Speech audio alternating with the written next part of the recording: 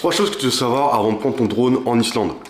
La première chose, c'est comme tu le sais, l'Islande c'est un pays avec une météo très aléatoire. Entre le vent, la pluie et la neige, c'est assez compliqué de sortir son drone, notamment en période d'hiver. Et même en période d'été, il y a beaucoup de vent, donc ça peut aussi être compliqué si tu as un petit drone de moins de 250 grammes par exemple. La deuxième chose, c'est que la plupart des spots touristiques, comme par exemple Gullfoss ou encore les geysers, mais même les lagunes glaciaires sont parfois interdits aux drones et ils sont clairement indiqués par un pictogramme comme vous voyez à l'écran.